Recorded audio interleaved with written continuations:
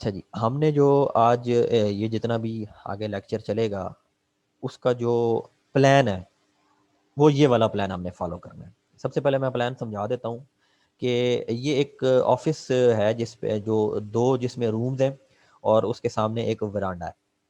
Rooms की जो dimension है वो 10 बाई 12 फीट है और 12 बाई 12 फीट है। रूम के अंदर जो विंडोज़ लगी हुई हैं वो थ्रू आउट 4 बाई 4 की हैं और विंडोज़ के ऊपर जो शेड की प्रोजेक्शन है वो 1.5 फीट है। और इस विंडो के ऊपर जो हमने लिंटल बीम डालनी है, लिंटल बीम की ये जो एक्सटेंशन होती है विंडो के लेफ़्ट साइड पे और विंडो के राइट साइड पे, ये एक्सटेंशन हमने 6-6 इंच देनी है दोनों तरफ से, ताकि लोड की डिस्ट्रीब्यूशन ठीक रहे, आपका जो लिंटल है वो फेल ना हो। फिर उसके अंदर हमने जो कबर्ड्स बनानी है दीवार के अंदर, वो 3 इंच दीवार के अंदर जाना चाहिए और वो 4 बाई 5 फीट की डायमेंशंस की होनी चाहिए। आपके जितने भी डोर्स हैं वो 4 बाई 7 फीट के होंगे और आपका जो वेरांडा है वो आपका 8 फीट चौड़ा होगा। वेरांडे की आप डायमेंशन जेन में रखिएगा, आगे चल के आप एक स्टेप पे कंफ्यूज ताकि ना हो कि इसकी डायमेंशन इस पॉइंट से स्टार्ट होती है और इसकी आउटर वॉल की जो आउटर जो फेस है वहां तक इसकी डायमेंशन जा रही है 8 फीट। तमाम दीवारें जो हैं हमारी वो 9 इंच की हैं। सिर्फ ये वाली जो दीवार है जो दो रूम्स को डिवाइड करती है, जो पार्टीशन वॉल है, सिर्फ ये वाली जो दीवार है ये आपकी 4.5 इंच की है, बाकी तमाम दीवारें आपकी 9 इंच की हैं। हमारे पास सर जो ये जो वरंडा है सर जी। जी जी, अब इसी सर इसकी क्या वजह है सर, जो नीचे साइड से? अच्छा जी, अब मैं चलता हूँ इसी का ये जो आपको मैंने अभी 2D प्लान दिखाया, ये इसकी फाउंडेशन डिटेल है, फुटिंग डिटेल है।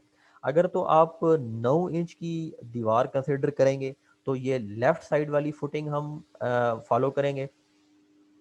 अगर आप 4.5 इंच वाली दीवार को फॉलो करेंगे जो आपकी पार्टीशन वाल है, तो उसमें राइट साइड वाली फुटिंग हम यूज़ करेंगे। अब ये जो पॉइंट है जिधर हमारा GL लिखा हुआ है ये हमारा ग्राउंड लेवल है। इस ग्राउंड लेवल से प्लिंथ लेवल तक का जो डिस्टेंस है वो हमारे पास 1.5 फीट हमने रखा हुआ है। इस 1.5 फीट में आपकी 1.5 इंच की DPC भी कवर हुई हुई है। फिर ग्राउंड लेवल से हमारा जो पहला स्टेप जहाँ से आगाज़ होता है वो 2 फीट डेप्थ है। उसके बाद अगले स्टेप की 6 इंच है और अगले स्टेप की 6 इंच है। फिर हमारे पास PCC या RCC की कंक्रीटिंग आ गई है, उसका स्टेप आ जाता है। अब इसकी चौड़ाई जो है जहाँ पर आपने कंक्रीट करनी है वो 2.5 फीट है। पहले स्टेप की चौड़ाई जो है वो 1 फीट 5 वो 6 इंच है। अगले स्टेप की जो वो है वो 1 फीट और 1.5 इंच है। और फिर आपकी मेन वॉल आ जाती है 9 इंच जिसकी थिकनेस होगी, या जिसको आप सॉरी विड्थ होगी आपकी। अगर मैं 4.5 इंच वाली एक्चुअली दीवार की सर, बात करूं तो उसमें हमारे पास जो कंक्रीट की विड्थ होगी वो 2 फीट और 1.5 इंच हो जाएगी। और ब्रिक वर्क का जो पहला स्टेप होगा वो 1 फीट 1.5 इंच का हो जाएगा।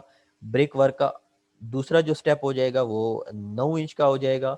और हमारी जो पार्टीशन वॉल है फिर हम उस तक पहुंच जाएंगे। तो अगर हमारे पास 9 इंच की दीवार है तो आपने लेफ्ट साइड वाली फाउंडेशन डिटेल यूज़ करनी है। अगर अगर आपके पास राइट साइड वाली वॉल है यानी कि 4.5 इंच वाली, तो आपने राइट साइड वाली फुटिंग डिटेल्स को यूज़ करना है। अब इसमें हम फ्लोर की भी कैलकुलेशन करेंगे, उसमें जो हम डिफरेंट मटेरियल यूज़ करेंगे। तो फ्लोरिंग जो डिटेल्स हैं इसमें इस स्पेसिफिक ड्राइंग के मुताबिक इस फ्लोर में 4 डिफरेंट लेयर्स हम यूज़ कर रहे हैं। सबसे पहली लेयर हमारे पास अर्थ फिलिंग की आती है 6.5 इंच। उसके बाद हमारे पास अगली लेयर सैंड की आती है, सैंड फिलिंग की 6 इंच की लेयर है। फिर उसके ऊपर हमारे पास PCC की थिक लेयर आती है 4 इंच की, जिसको हम बोलते हैं कच्चा करना। और उसके ऊपर फिर हमारे पास जो जितनी भी वॉल्स वाली लोकेशन होगी उन वॉल्स के ऊपर हमारे पास 1.5 इंच की थिक PCC आएगी 1 2 4 के साथ। और उसके ऊपर हम 2 कोट्स करेंगे हॉट बिचुमेन के भी। अब फ्लोर डिटेल्स के साथ जब हम रूफ़ की डिटेल्स को कंसिडर करेंगे, रूफ़ पर भी हमारे पास इसमें 4 डिफरेंट लेयर्स हम कंसिडर करेंगे। पहली लेयर हमारे पास आएगी रूफ़ इंसुलेशन की, जिसमें हम कंक्रीट के ऊपर 2 कोट करेंगे हार्ड बिटुमेन के, उसके ऊपर 4 इंच की अर्थ फिलिंग आएगी, उसके ऊपर 1 इंच का मड प्लास्टर आएगा और उसके ऊपर हमारे पास जो ब्रिक टाइल्स हैं वो आ जाएंगी, जिनकी थिकनेस जो है वो 1.5 इंच है। वैसे इस प्रैक्टिस को भी फॉलो किया जाता है, लेकिन अगर आप दूसरी तरफ जाएं तो जो दूसरी कॉमन प्रैक्टिस है वो लोग करते क्या हैं कि छत के ऊपर चिप्स डलवा लेते हैं, तो वो भी कर सकते हैं, ये वाली प्रैक्टिस भी फॉलो की जाती है। हम इस क्योंकि चिप्स की कैलकुलेशन ज़रा आसान है, तो वो सिंपल आपने उसकी लेंथ विड्थ और थिकनेस निकाल के उसकी कैलकुलेशन कर लेते हैं और मिक्स के हिसाब से आप सीमेंट और क्वांटिटी उसकी एस्टिमेट कर लेते हैं। ये जो प्रैक्टिस है इसमें क्योंकि हर लेयर एक डिफरेंट मटेरियल की यूज़ हो रही होती है, इसलिए हम इसी प्रैक्टिस को फॉलो करेंगे। और जब हम रूफ की कैलकुलेशंस कर रहे होंगे एस्टिमेशन में, तो हम इन लेयर्स की भी क्वांटिटी एस्टिमेट करेंगे। अब स्पेसिफिकेशंस की अगर मैं बात करूं, तो जो आप पीसीसी डालेंगे, डीपीसी आपने 1 2 4 की डालनी है, और जो फ्लोर्स के ऊपर आप पीसीसी करेंगे वो 1 4 8 की करेंगे। आपने जो आरसीसी डालनी है स्लैब के केस में, लिंटल में, और जो सन शेड्स आप बनाएंगे वो 1 2 4 की डालेंगे। आपने सीमेंट सैंड जो मॉडर यूज़ करना है, फाउंडेशन में जो ब्रिक वर्क यूज़ करेंगे वो 1 6 के मिक्स के साथ होगा। जो आप सुपर स्ट्रक्चर में ब्रिक वर्क यूज़ करेंगे वो 1 4 के मिक्स के साथ होगा, और जो आप छत के ऊपर ब्रिक टाइल्स यूज़ करेंगे वो 1 3 के सीमेंट सैंड मॉर्टर के साथ यूज़ होगा। फिर आपने जो प्लास्टर वर्क करना है सर इंटीरियर फेस पे और एक्सटीरियर फेस पे, उसकी जो हमने थिकनेस रखनी है वो आधी इंच ही, यानी कि 0.5 इंच उसकी थिकनेस रखनी है, और उसका 1 3 सीमेंट सैंड मॉर्टर आपने यूज़ करना है। अच्छा जी, मज़ीद स्पेसिफिकेशंस जो हम यूज़ करेंगे एस्टिमेशन के दौरान, कमरों की जो क्लियर हाइट है वो है 12 फीट, वरांडा की जो क्लियर हाइट है वो भी 12 फीट है, प्लिंथ लेवल अभी मैंने ड्राइंग से आपको बताया वो 1.5 फीट है। जो स्लैब हम यूज़ करेंगे रूफ़ की वो 4 इंच की थिकनेस के साथ होगी। आरसीसी शेड जो हम यूज़ करेंगे खिड़कियों के ऊपर, उनकी थिकनेस 3 इंच होगी। फिर वरांडा के ऊपर जो हमने आरसीसी बीम्स डालनी है वो 1.5 इंच की थिकनेस के साथ होंगी। पैरापेट की जो हम वॉल यूज़ करेंगे अपने छत पे वो 1 फीट की होगी। 4 वेंटिलेटर्स हम यूज़ करेंगे। आरसीसी की जो हमने लिंटल बीम बनानी है वो 6 इंच की डेप्थ की होगी। फिर हमने जो डीपीसी बनानी है, डीपीसी हमने करनी है वो 1 2 4 की मिक्स रेशियो होगी, जिसकी थिकनेस 1.5 इंच हम रखेंगे, और उसके ऊपर पॉलीथीन शीट भी यूज़ करेंगे और हार्ड बिटुमेन के 2 कोट्स भी यूज़ करेंगे। फिर हमने जो फिनिश वर्क करना है उसमें हमने डिस्टेम्पर पेंट करना है और वाइट वॉश करना है, और ये काम हमने 3 कोट्स में करना है। एक्सटर्नल फिनिशिंग में हमने वेदर शील्ड पेंट यूज़ करना है, वो भी अगेन 3 कोट्स में यूज़ होगा। और ये आगे मैंने जो चीज़ आपको लिंटल बीम जो है वो दोनों साइडों से 6-6 इंच हमने एक्सटेंड करनी है। सबसे पहला स्टेप हमारे पास आता है जी, क्लियरिंग एंड ग्रबिंग की एस्टिमेशन। ये अगर आपको याद होगा, इससे पीछे लेक्चर मैंने आपको दिखाया था जिसमें टेक्निकल स्पेसिफिकेशन हमने पढ़ी थी। ये सेम उन्हीं चीज़ों पर हम इसको दोबारा रिपीट करेंगे। तो सबसे पहले आपकी क्लियरिंग एंड ग्रबिंग आती है। ऑलरेडी डिस्कस कर चुका था मैं कि ये हमेशा हम इसको कोशिश करते हैं कि ये एज अ लम सम इसकी हम प्राइस कोट करें। अब इसकी प्राइस कोट करने के लिए जो हम लमसम प्राइस कोट करते हैं, दो चीज़ें मद्देनज़र रखनी पड़ती हैं। पहली चीज़, आपने जो सॉइल रिमूव की है उसकी डेप्थ, और दूसरी चीज़ उस सॉइल को रिमूव करने के लिए जो आपने इक्विपमेंट यूज़ किया है वो। ये दो चीज़ें आपको पता होनी चाहिए जब आप अपना क्लियरिंग एंड ग्रबिंग का लमसम रेट कोट करेंगे। अब जो हम टॉप सॉइल रिमूव कर रहे होते हैं उसकी एक तो जब आप इसकी क्वांटिटी एस्टिमेशन में चल रहे होंगे तो आपने उसका वॉल्यूम निकाल लेना है। वो वॉल्यूम आपका क्यूबिक फीट फीट में भी हो सकता है, क्यूबिक यार्ड में भी हो सकता है, क्यूबिक मीटर्स में भी हो सकता है। जो सी डायमेंशन आप अपने प्रोजेक्ट पे फॉलो कर रहे हैं उसके अकॉर्डिंगली हमने उसकी वॉल्यूम जो है वो निकाल लेना होता है। अब हम क्लियरिंग एंड ग्रबिंग का प्रोसेस जब कर रहे होते हैं, तो जो हमारी फ्रंट और बैक पे या साइड्स पे जो हमारे वॉकवेज आते हैं या रोडवेज अगर आ जाते हैं, या मिसाल के तौर पे हमारे कोई पार्किंग एरियाज आ जाती हैं या कोई बिल्डिंग्स आ जाती हैं, तो हम क्लियरिंग एंड ग्रबिंग के दौरान एक क्लियरिंग एरिया छोड़ देते हैं। गालबन अगर हम उसको पार्किंग एरियाज या रोडवेज की बात करें, तो 1 से 2 फीट का एरिया हम एक्सटेंड कर देते हैं क्लियरिंग और ग्रबिंग के केस में, ताकि अगर हम एक्सकेवेशन में कोई हमने स्लोप्स प्रोवाइड करनी है, तो वो स्लोप्स भी इनकॉर्पोरेट हो सकें उस एरिया में। ऐसे ना हो आपने उस स्लोप को मद्देनज़र रखा ही ना हो और क्लियरिंग एंड ग्रबिंग का एस्टिमेट करके आपने अपना जो रेट है वो दे दिया हो। तो वो अगर आपके पास ड्राइंग्स में स्लोप्स भी अवेलेबल हैं आपकी फुटिंग में, फाउंडेशन में, एक्सकेवेशन में, तो उन स्लोप्स के एरिए को, वॉल्यूम को इनकॉर्पोरेट करने के लिए हम क्या करते हैं, 1 से 2 फीट साइड पर वॉक्स में, रोडवेज में और पार्किंग एरियाज में छोड़ देते हैं। छोड़ने से मुराद है उनकी भी क्लियरिंग एंड ग्रबिंग कर देते हैं। अब क्लियरिंग एंड ग्रबिंग का वॉल्यूम हम किस तरह कैलकुलेट करते हैं और उस वॉल्यूम को यूज़ करके हम इक्विपमेंट कॉस्ट किस तरह कैलकुलेट करते हैं अगर आप इक्विपमेंट को यूज़ कर रहे हैं। मिसाल के तौर पे हमारा प्लॉट साइज है 28 बाई 28 फीट का, मिसाल के तौर पे, तो और इसका एरिया मैं कैलकुलेट करता हूँ वो आता है 784 स्क्वायर फीट। अब इस प्लॉट एरिया की मैंने क्लियरिंग एंड ग्रबिंग करनी है और उसकी मैंने जो इक्विपमेंट कॉस्ट है वो निकाल के दे देनी है। उसके लिए मेरे पास 2 चीज़ों का होना बहुत ज़्यादा ज़रूरी है। पहली चीज़, जो इक्विपमेंट मैं यूज़ कर रहा हूँ उसकी एफिशिएंसी रेट मेरे पास होना चाहिए, और दूसरी, वो जो इक्विपमेंट मैं यूज़ कर रहा हूँ उसका मेरे पास रेट होना चाहिए इन रुपीस, अगर पाकिस्तान की बात कर रहे हैं। तो एग्जांपल के तौर पे हम कंसिडर कर लेते हैं, मैं एक छोटा डोजर यूज़ कर रहा हूँ जिसकी एफिशिएंसी जो है वो 437 क्यूबिक फीट पर आवर है, यानी 1 घंटे में वो 437 क्यूबिक फीट का एरिया क्लियर कर सकता है, और उसका रेट है 4,000 रुपये पर आवर। अगर वो जो क्लियर्ड एरिया है या क्लियर्ड वॉल्यूम है, जितना मैं जो क्लियर करना चाह रहा हूँ, वो मोर देन 12,000 क्यूबिक फीट है। अगर वो 12,000 क्यूबिक फीट से कम है तो रेट मेरा हो जाएगा 8,000 रुपये पर आवर। अब एरिया तो मैंने निकाल लिया। लेट्स सपोज जितनी डेप्थ मैंने क्लियर करनी है, मिट्टी हटानी है, वो 3 इंच तक की मिट्टी मैंने साफ करनी है इस प्लॉट की। तो मैं करूँगा क्या, क्वांटिटी निकाल लूँगा। क्वांटिटी कैसे आएगी, 784 को आप 3 इंच के साथ मल्टीप्लाई कर दें, 3 इंच को आप फिट में कन्वर्ट करें, तो क्वांटिटी मेरे पास आती है 196 क्यूबिक फीट।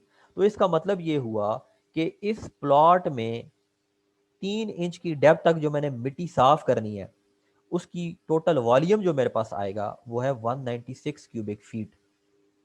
अब इस वॉल्यूम को यूज करके मैं अपने इक्विपमेंट आवर्स निकालूंगा, और उन इक्विपमेंट आवर्स को यूज करके मैं अपनी इक्विपमेंट कॉस्ट निकालूंगा। अब सबसे पहले मैंने इक्विपमेंट आवर्स निकालने हैं कि इस स्पेसिफिक वॉल्यूम को साफ करने के लिए मेरे जो इक्विपमेंट मैं यूज कर रहा हूं उसके कितने घंटे लगेंगे, वो मैंने घंटे निकालने हैं। तो मैं क्वांटिटी को इस इक्विपमेंट की एफिशिएंसी के साथ ज़रब कर दूंगा, तो मेरे पास इस इक्विपमेंट के टोटल घंटे आ जाएंगे जो ये 196 क्यूबिक फीट की वॉल्यूम को हटाने के लिए यूटिलाइज करेगा। अब इस इक्विपमेंट आर को मैं यूज करूंगा इक्विपमेंट कॉस्ट निकालने के लिए। इक्विपमेंट कॉस्ट कैसे आएगी, इक्विपमेंट कॉस्ट निकालने के लिए मैं इक्विपमेंट आर्स जो मैंने अभी निकाले हैं, कैलकुलेट किए हैं, इसको मैं मल्टीप्लाई कर दूंगा ऊपर गिवन रेट के साथ। तो जब मैं इसको मल्टीप्लाई करता हूं गिवन रेट के साथ, तो मेरे पास आंसर आता है 3600 रुपए। तो ये आपकी किसी भी इक्विपमेंट की जो आप कॉस्ट है क्लियरिंग एंड ग्रबिंग के केस में वो आप यूज निकाल सकते हैं, बशर्ते कि आपको उस इक्विपमेंट की एफिशिएंसी का पता होना चाहिए पहली चीज, और उस इक्विपमेंट का रेट आपको पता होना चाहिए। ये दो चीजें आपको पता होंगी तो आप उस इक्विपमेंट की कॉस्ट निकाल लेंगे और उस कॉस्ट की फिर आप अपनी कोटेशन में इंसर्ट कर देंगे, डाल देंगे, तो आपकी क्लियरिंग एंड ग्रबिंग की टोटल कॉस्ट निकल आएगी। अब अगले स्टेप पर आता हूँ। क्लियरिंग एंड ग्रबिंग के बाद हम ऑलरेडी देख चुके हैं कि डिटेल्ड एस्टीमेट निकालने के दो तरीके हमारे पास होते हैं, इंडिविजुअल वॉल मेथड और सेंट्रल लाइन मेथड। इसकी थ्योरी की तरफ मैं नहीं जाऊंगा क्योंकि ये ऑलरेडी हम पिछले लेक्चर में देख चुके हैं। तो डायरेक्ट मैं इस प्लान पर आऊँगा और इस प्लान से हम कैलकुलेशन देखेंगे अपनी पहली चीज़ की, कि किस तरह हम उसको कैलकुलेट करते हैं। तो ये एक दफ़ा प्लान आप दोबारा देख लें और इसको अपने जहन में हल्का सा रख लें, रूम्स की डायमेंशंस और वेरांडे की डायमेंशंस।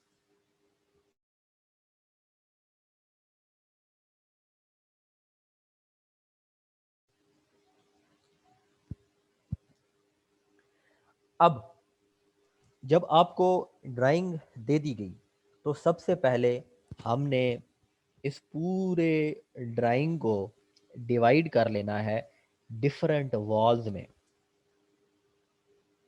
लॉन्ग वॉल्स में और शॉर्ट वॉल्स में। अब ये जो ब्लू कलर्ड में वॉल्स मार्क हुई हुई हैं, ये मेरी लॉन्ग वॉल्स हैं।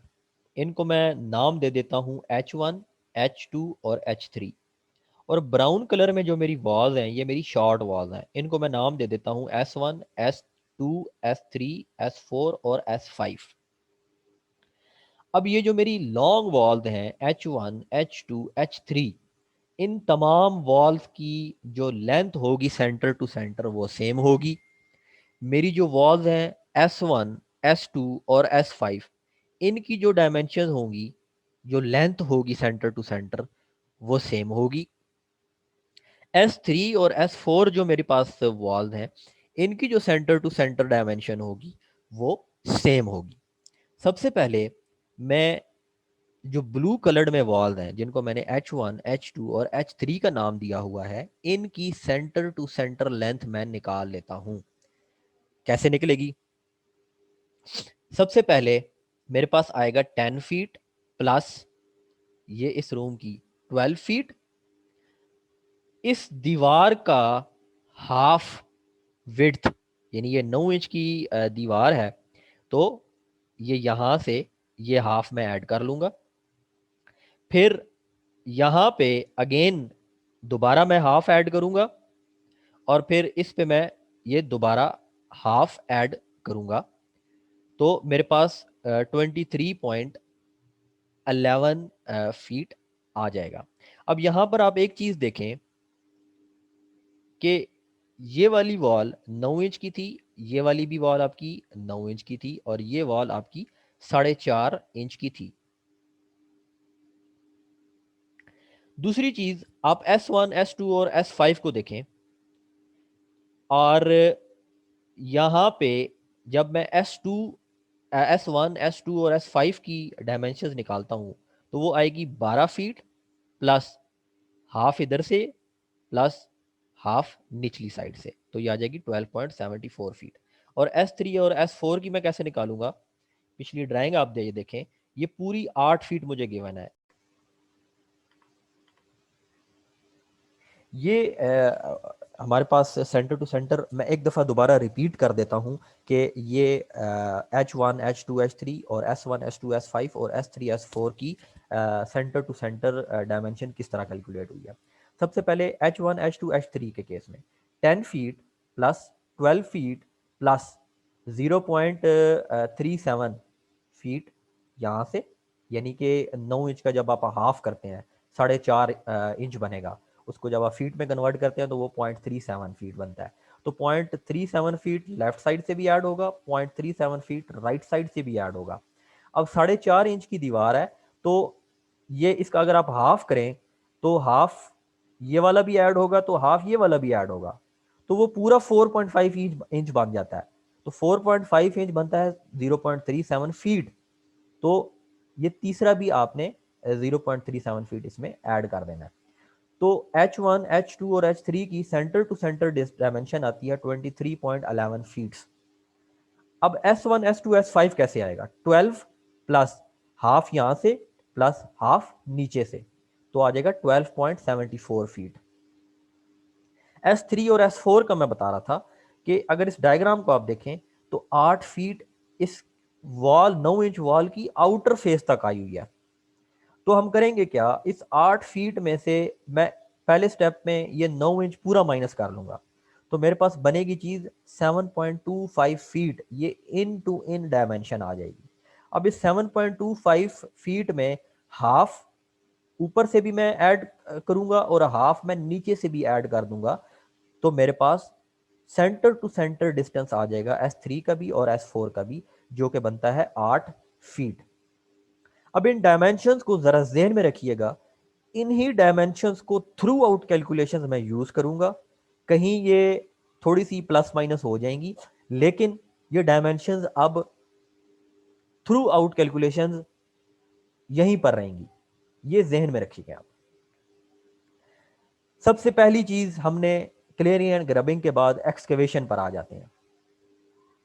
एक्सकेवेशन की क्वांटिटी एस्टिमेशन हमेशा आप लेंथ, विड्थ और डेप्थ को यूज़ करके करते हैं, और इसकी जो कॉस्टिंग हम कर रहे होते हैं ये रुपीज़ पर 100 क्यूबिक फीट को यूज़ करके हम कर रहे होते हैं, या रुपीज़ पर 100 मीटर क्यूब को भी यूज़ करके हम कर सकते हैं। वो जो भी डायमेंशन आप फॉलो कर रहे हैं उसके अकॉर्डिंगली हम उसको यूज़ कर रहे होते हैं। अगर तो आपने बैक फिलिंग का वॉल्यूम भी इसमें कंसिडर करना है, तो वो ऑलरेडी मैंने बताया था किस तरह निकालते हैं। टोटल एक्सकवेशन वॉल्यूम में से फाउंडेशन का जो ब्रिक वर्क का वॉल्यूम है वो आप माइनस कर देते हैं, तो आपके पास बैक फिलिंग का वॉल्यूम आ जाता है। अगर वो आप ऐड करना चाह रहे हैं वो भी इसमें इस तरह करके ऐड कर सकते हैं। फिर हम जब भी एक्सकवेशन का वॉल्यूम निकालते हैं तो कुछ पॉइंट्स हमने बड़े इंपॉर्टेंट होते हैं जिनको जहन में रखना होता है कि आपकी जो बिल्डिंग की डायमेंशन है वो क्या है। आपका जो मेन जो वॉल है 9 इंच की, उससे दोनों तरफ आपकी फाउंडेशन कितनी बाहर को एक्सटेंड हुई हुई है। आपने जब फाउंडेशन, जारी बात है, उस पर कंक्रीट करनी है, कंक्रीट करने के लिए आपने अपना फॉर्म वर्क लगाना है, जो लकड़ी के फट्टे हम लगा रहे होते हैं उसकी स्पेस भी आपने कंसिडर करनी है। और फिर जो लोग उस जगह पर वर्किंग करेंगे, वर्किंग स्पेस, उसको भी आपने मद्देनजर रखना है। और फिर आपने जो साइड पे अगर स्लोप्स गिवन है, उन स्लोप्स को भी एक्सकवेशन के दौरान मद्देनजर रखना है। और फिर आप अगर एक्सकवेशन कर रहे हैं और उसमें स्लोप इन्वॉल्व है तो स्लोप को यूज करेंगे। और अगर आपकी बहुत ज़्यादा डीप एक्सकवेशन है, डीप एक्सकवेशन में हम शोरिंग को यूज करते हैं। ये हॉरिजेंटल स्टील प्लेट्स होती हैं जो हम उस स्पेसिफिक एक्सकवेटेड वॉल्स पे लगा देते हैं, ताकि साइडों से जो दीवार का सरचार्ज है, जो मिट्टी का लोड है, वो उस एक्सकवेटेड ट्रेंच में केव इन ना कर जाए, ताकि वो जो लोग काम कर रहे हैं वो उनको किसी तरह की कोई सेफ्टी हैजर्ड उसमें उनको एनकाउंटर ना करना पड़े।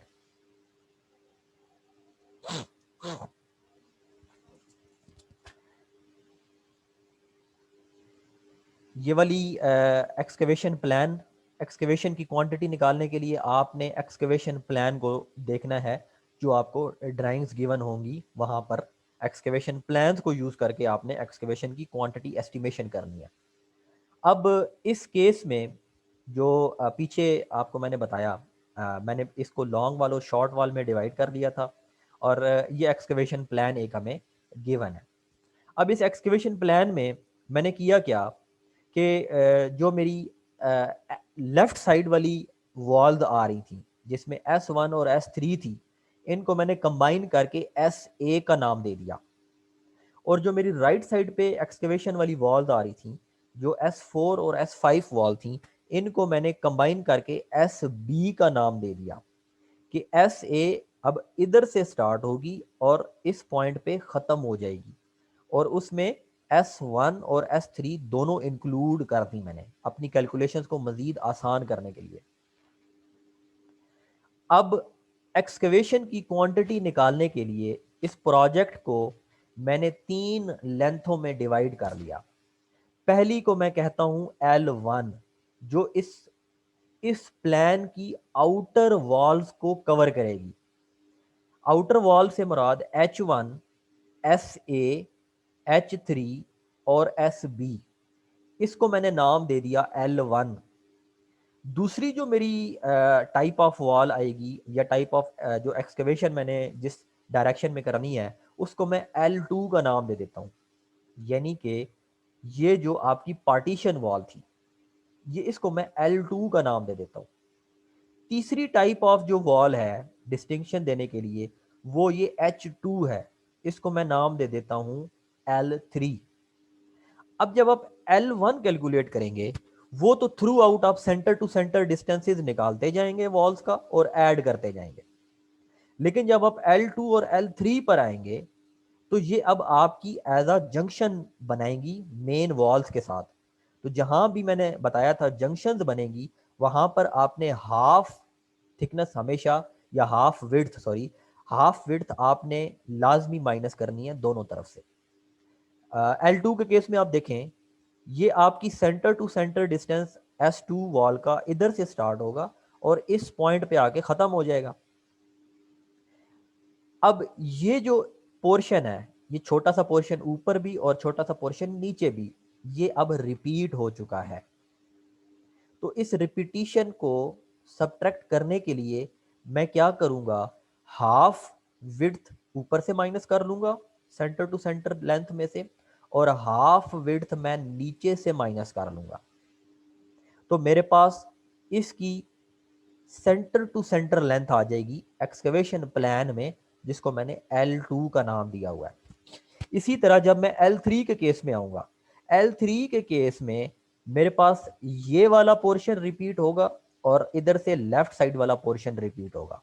तो H2 की जो सेंटर टू सेंटर लेंथ होगी उसमें से मैं हाफ विड्थ लेफ्ट साइड से माइनस करूंगा और हाफ विड्थ मैं राइट साइड से माइनस करूंगा।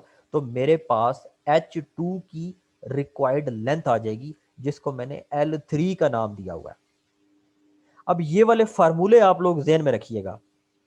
एक तो वो सेंटर टू सेंटर लेंथ है जो मैंने आपको बताई हैं ये वाली यूज होंगी और दूसरा ये जो फार्मूले हैं L1 का, L2 का और L3 का ये अब रिपीट होंगे, बार बार यूज होंगे आने वाली कैलकुलेशन में।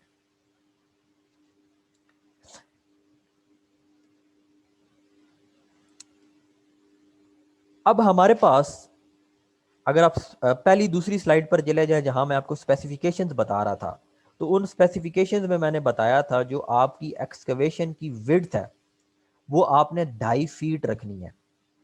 तो यहाँ पर विड्थ हमारे पास 2.5 फीट आ जाएगी और इन फार्मूलों में जहाँ पे मैंने विड्थ सब्ट्रैक्ट करनी है अब वहाँ पर ये 2.5 फीट में माइनस करूँगा क्योंकि L2 के केस में विड्थ मैंने माइनस करनी थी और L3 के केस में मैंने विड्थ माइनस करनी थी।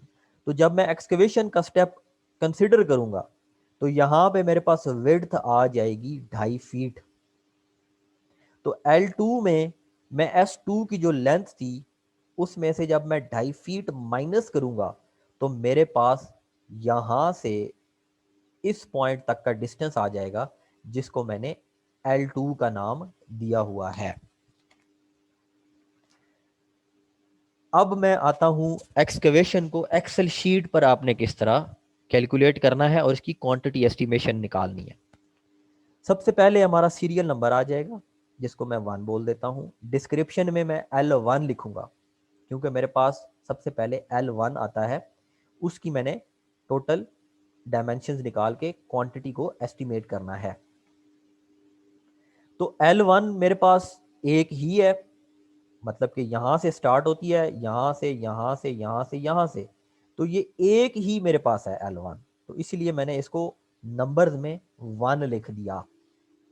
अब इसकी लेंथ मैंने किस तरह कैलकुलेट करनी है, इसकी लेंथ ये देखें अगर आप लोगों को नज़र आ रहा है, ये ब्लू कलर में, इसका फार्मूला मैंने देखा था L1 के केस में, वो था H1 plus SA plus H3 plus SB। ये अगर मैं बैक पर जाऊं तो ये फार्मूला था मेरे पास L1 का। तो इस फार्मूले को अगर मैं मजीद ब्रेक डाउन करूं तो SA मेरे पास था S1 S3 और SB मेरे पास था S4 और S5। अब इन तमाम की आपको डायमेंशंस ऑलरेडी पता हैं, आप कैलकुलेट कर चुके हैं किस स्टेप में, इस स्टेप में। तो जो जो डायमेंशंस हैं वो आप लिखते जाएं और उनको आप ऐड कर दें।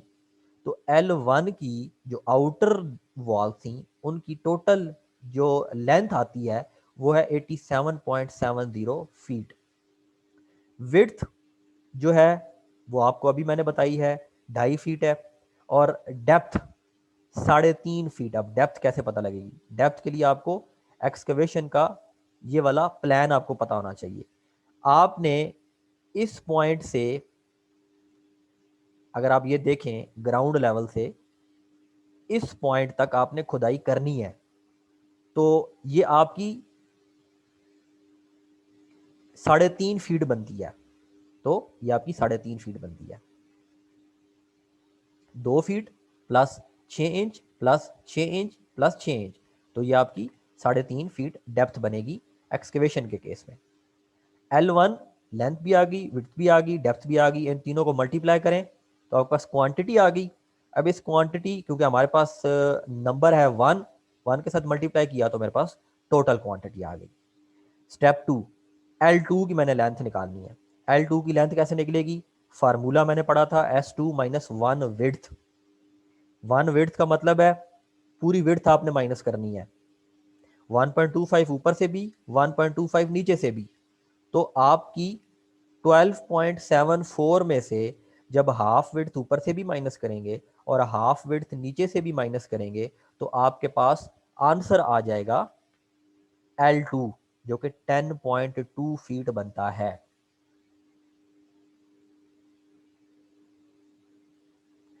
अब यहां पे क्योंकि ये पार्टीशन वॉल है और पार्टीशन वॉल की जो चौड़ाई है वो आपकी उसके हिसाब से आपने इसकी, अगर आप पार्टीशन वॉल पर आए, ये देखें उसकी टोटल जो एक्सकवेशन है वो आपने ज़हन में रख लेनी है। उसकी जो विड्थ है तो वो आई है 2.1। ये देखें, अगर ये आपकी 2.1 आपके पास आ गई, इसकी टोटल विड्थ जितनी आपने खुदाई करनी है 4.5 इंच की वॉल में। और इसी तरह डेप्थ आपकी सेम रहेगी, इनको मल्टीप्लाई करेंगे तो आपके पास क्वांटिटी आ जाएगी। अब मैं आता हूँ L3 पे।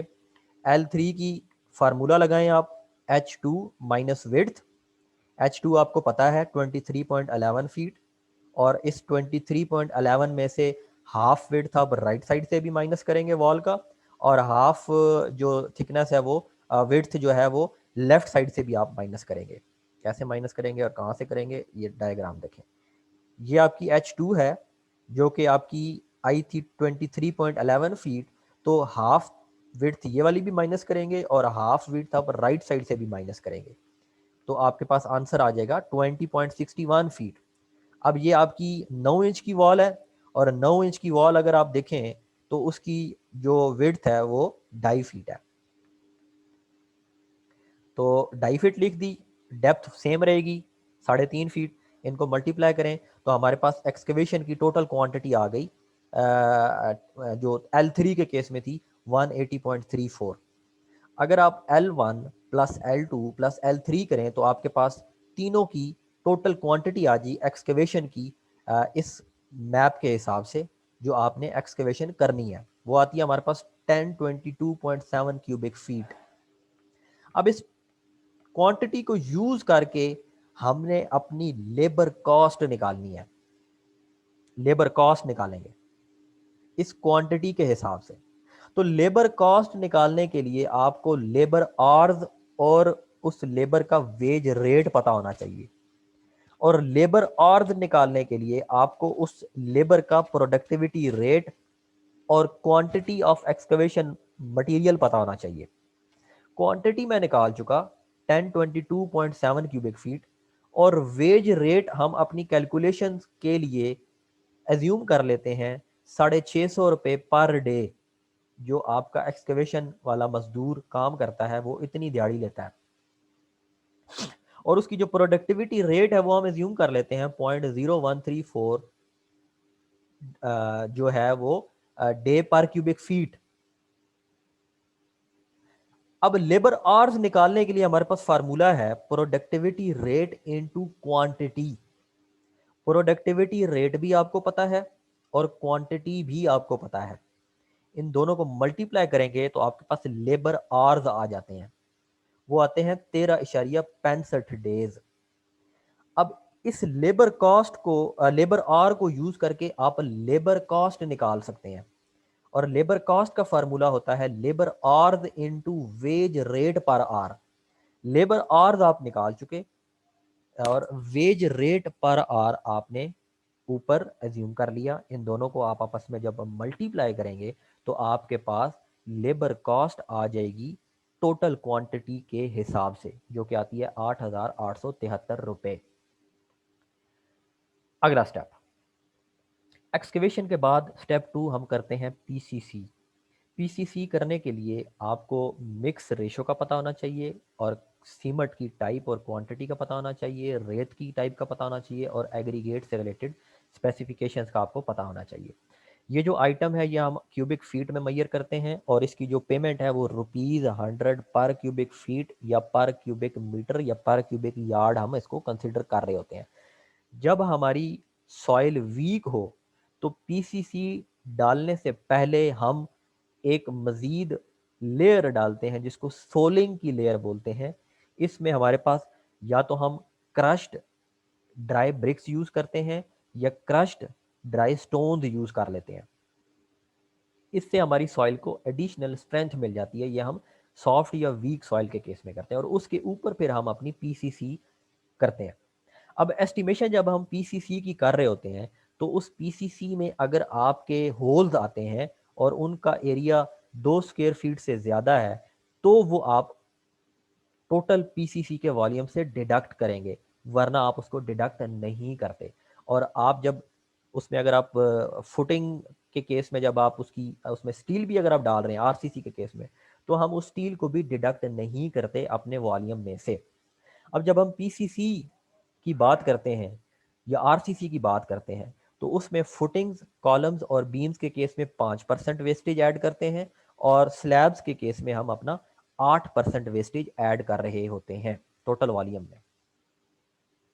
तो हमने जब भी क्वांटिटी निकालनी है कंक्रीट की तो उसके कुछ स्टेप्स हमने फॉलो कर लेने हैं। सबसे पहले हमने स्पेसिफिकेशंस देख लेनी है कंक्रीट से रिलेटेड, फिर हमने देख लेना है ड्राइंग के ऊपर वो तमाम स्पेसिफिकेशंस मौजूद हैं या नहीं। अगर मौजूद हैं तो ठीक है, अगर नहीं तो आपका जो भी आर्किटेक्ट इंजीनियर है उससे रब्ता करेंगे और वो उसमें मॉडिफिकेशन करवा देंगे, और उस मॉडिफिकेशन को हम एडेंडम बोलते हैं। फिर कंक्रीट में जितने भी आइटम्स यूज़ होंगे उनकी हम लिस्टिंग कर लेंगे, और जो हमें ड्राइंग्स दी गई हैं उन ड्राइंग्स को यूज़ करके हम उन आइटम्स की क्वांटिटी को कैलकुलेट कर लेंगे। अगेन इस मैप को हम यूज़ करेंगे और इससे हम पीसीसी की क्वांटिटी एस्टिमेट करेंगे। पीसीसी की क्वांटिटी कैलकुलेट करने के लिए मिक्स रेशो मेरे पास 1:4:8 यूज़ होगी। फार्मूले जो पहले मैंने आपको पीछे बताए हैं सेम रहेंगे, वही फार्मूले हम यूज़ करेंगे। डायमेंशंस जो मैंने कैलकुलेट की हुई थी H1, H2, H3 की, और S1, S2, S3, S4, S5 की, वो सेम रहेंगी। अब 9 इंच की दीवार के लिए जो विड्थ हम यूज़ करेंगे पीसीसी की वो 2.5 फीट है, और अगर 4.5 इंच की दीवार है तो उसमें 2.125 फीट वाइड पीसीसी डालेंगे। थिकनेस दोनों की हम 6 इंच रखेंगे। अब सबसे पहले हम L1 कैलकुलेट कर लेते हैं। L1 जो हम कैलकुलेट करेंगे और L2 और L3 इनकी डायमेंशंस सेम वही रहेंगी जो हमने पीछे एक्सकवेशन के केस में निकाली हैं, क्योंकि आप जब भी पीसीसी करते हैं तो आपने जितना भी विड्थ आपकी एक्सकवेशन की होती है, जो आपकी एक्सकवेशन फाउंडेशन की जो विड्थ होती है, सेम उसी के ऊपर हमने पीसीसी करनी होती है। लिहाजा जो विड्थें आपने पीछे एज्यूम की थी वही पीसीसी के केस में भी एज्यूम की है। तो उन्हीं डायमेंशंस को जब यूज़ करके मैं अपनी लेंथ निकालूंगा पीसीसी के केस में, तो जो लेंथ एक्सकेवेशन वाली थी सेम वही पीसीसी में मैं यूज़ कर लूँगा। सिर्फ फ़र्क कहाँ पर आएगा, आपकी विड्थ में मे बी आए और आपकी डेप्थ में आएगा। विड्थ जब आप 9 इंच की दीवार को यूज़ करेंगे तो अभी मैंने आपको दिखाया 2.5 फीट आप यूज़ करेंगे। जब आप अपनी पार्टीशन वॉल यूज़ करेंगे यानी कि L2, वहाँ पर आपकी जो विड्थ है वो 2.125 फीट हो जाएगी। डायमेंशंस तीनों की हमने 6 इंच रखी है या 0.5 फीट, तीनों की सेम रहेगी। अब आप इनको मल्टीप्लाई करेंगे तो आपके पास L1, L2 और L3 में पीसीसी की क्वांटिटी आ जाएगी। इनको ऐड करेंगे तो आपकी इस घर के इस ऑफिस में टोटल जो पीसीसी डलनी है फाउंडेशन में, एक्सकेवेटेड पोर्शन में, वो आ जाएगी 146.27 क्यूबिक फीट। अब आप ये देखें, इसमें फाउंडेशन में मैंने बताया था 5% वेस्टेज भी आपने ऐड करना है। तो इसका अगर आप 5% लेके वो इसमें ऐड कर दें तो आंसर हमारे पास आता है 153.58 क्यूबिक फीट। अब इस ये जो मेरे पास वॉल्यूम आया है ये वेट वॉल्यूम है। इसको ड्राई में कन्वर्ट करने के लिए मैं क्या करूँगा, 1.54 से मल्टीप्लाई कर दूंगा। तो जब मैं इसको मल्टीप्लाई करता हूँ मेरे पास आंसर आता है 236.51 क्यूबिक फीट, जो मेरा ड्राई वॉल्यूम है। अब इस ड्राई वॉल्यूम को यूज़ करके मैं अपना सीमेंट कैलकुलेट करूँगा, सैंड कैलकुलेट करूँगा और एग्रीगेट कैलकुलेट करूँगा, सेम उन्हीं स्टेप्स पे जो हम ऑलरेडी पढ़ चुके हैं। सीमेंट मेरे पास 15 बैग्स आए, सैंड मेरे पास 72.77 क्यूबिक फीट आया और एग्रीगेट मेरे पास 145.54 क्यूबिक फीट आ गया। अगला स्टेप, आपने पीसीसी डाल ली, उससे ऊपर अब आपने प्लिंथ लेवल तक अपना ब्रिक वर्क करना है। उसमें जो आपने मोर्टर यूज़ करना है बाइंडिंग के लिए वो 1:6 की रेशो के साथ सीमेंट सैंड मोर्टर यूज़ करना है। इसमें हमारे पास ड्राइंग्स का होना बहुत ज़्यादा ज़रूरी है, क्योंकि आप जो ब्रिक वर्क करते हैं प्लिंथ लेवल तक वो डिफरेंट स्टेप्स में कर रहे होते हैं। तो हर स्टेप की डायमेंशन चेंज होती जाएगी और उसकी क्वांटिटी अलग कैलकुलेट आप करते जाएंगे। इसकी जो एस्टिमेशन है वो हम क्यूबिक फीट में करते हैं या क्यूबिक मीटर में करते हैं। इसकी जो पेमेंट है वो रुपीज़ पर 100 क्यूबिक फीट या रुपीज़ पर 100 मीटर क्यूब के हिसाब से कर रहे होते हैं। आप जब भी इसकी ब्रिक वर्क का एक्सेल में डिस्क्रिप्शन देंगे तो वहाँ पर आपको क्वालिटी ऑफ ब्रिक्स का पता होना चाहिए कि ए क्लास ब्रिक है, बी क्लास ब्रिक है, सी क्लास ब्रिक है, और मोटर की रेशो का पता होना चाहिए। एक रेशो 4 में कर रहे हैं, एक रेशो 5 में कर रहे हैं, एक रेशो 6 में कर रहे हैं। ब्रिक वर्क के केस में हम जो वेस्टेज हमारा हो रहा होता है मैसनरी का वो 5% हम लेते हैं, और जो उसमें मोटर का वेस्टेज हम कर रहे होते हैं ऐड वो 40% कर रहे होते हैं। ब्रिक वर्क की बात कर रहा हूँ।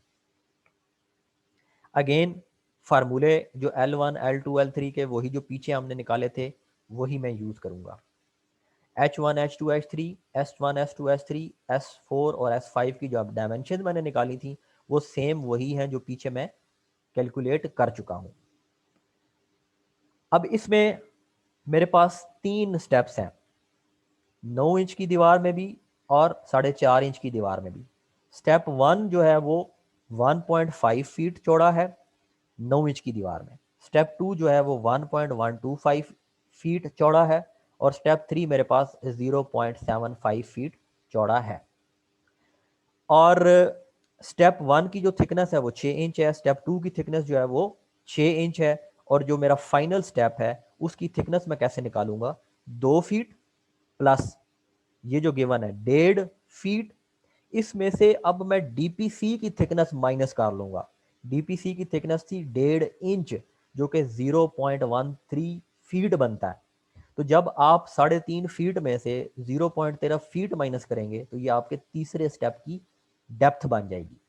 जब मैं 4.5 इंच की थिकनेस की वॉल एज्यूम करूंगा उसमें मेरा जो पहला स्टेप होगा वो 1.125 फीट का कंसिडर होगा, दूसरा स्टेप मेरे पास 0.75 फीट का कंसिडर होगा और तीसरा स्टेप मेरे पास 4.5 इंच या 0.37 फीट का कंसिडर होगा। ये चीज़ें ज़हन में रखिएगा, इनको यूज़ करके अब मैं क्वांटिटी निकालता चला जाऊँगा। सबसे पहले मैं L1 निकालूँगा। L1 मैं स्टेप 1 पे भी निकालूँगा, स्टेप 2 पर भी निकालूँगा, स्टेप 3 पर भी निकालूँगा।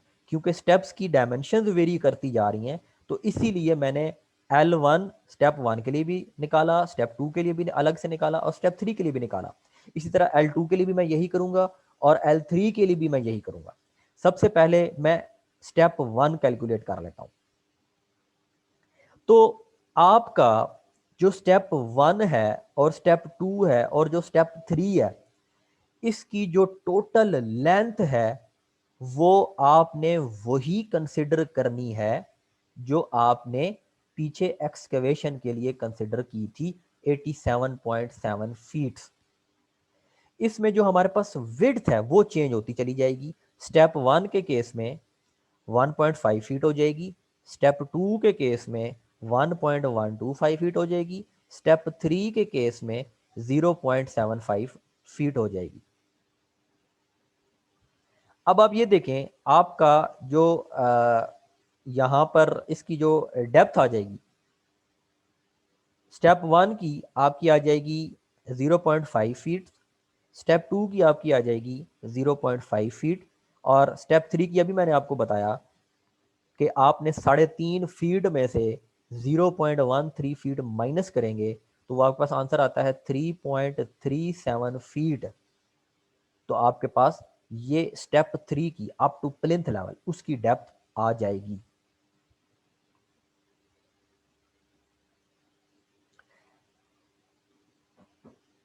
आप इन तीनों क्वांटिटीज को ऐड करेंगे तो आपके पास L1 की टोटल लेंथ जो आपकी स्टेप 1 की, स्टेप 2 की और स्टेप 3 की डायमेंशन आ जाएगी। अब हम मूव करते हैं स्टेप L2 की जानिब। L2 का फार्मूला था S2 माइनस आपकी विड्थ। अब आप ये देखें, S2 की जो लेंथ आप निकाल चुके हैं वो थी आपकी 12.74 फीट जो आपने पीछे कैलकुलेट की हुई है। और आपका जो L2 है ये स्टेप 1 में 9 इंच की जो विड्थ है उसके साथ जाके ओवरलैप कर रहा है। तो मैंने करना क्या है, 12.74 में से मैंने ऊपर से भी 0.75 इंच माइनस कर लेना है और नीचे से भी 0.75 इंच माइनस कर लेना है। तो ये बनता है 11.24 फीट। अब स्टेप 1 की L2 के केस में, क्योंकि ये पार्टीशन वाल है, इसकी विड्थ आती है, ये देखें 1.125 फीट। स्टेप 2 की जो इसकी विड्थ बनती है वो है 0.75 फीट और स्टेप 3 की जो विड्थ बनती है वो है 0.38 फीट्स। और इनकी जो डेप्थ है वो कांस्टेंट रहेगी जो अभी पीछे मैंने यूज की है 0.5, 0.5 और 3.37। इनको जब आप मल्टीप्लाई करेंगे तो आपके पास टोटल क्वांटिटी आ जाएगी तमाम स्टेप्स में L2 की। अब मैं निकालता हूं L3। L3 का मेरे पास फार्मूला था H2 माइनस विड्थ। तो H2 की जो मेरे पास लेंथ थी वो अगर आपको याद हो तो वो थी 23.11 फीट्स। 23.11 में से हाफ विड्थ ऑफ वॉल मैं लेफ्ट साइड से भी माइनस करूंगा और हाफ विड्थ ऑफ वॉल मैं राइट साइड से भी माइनस करूंगा।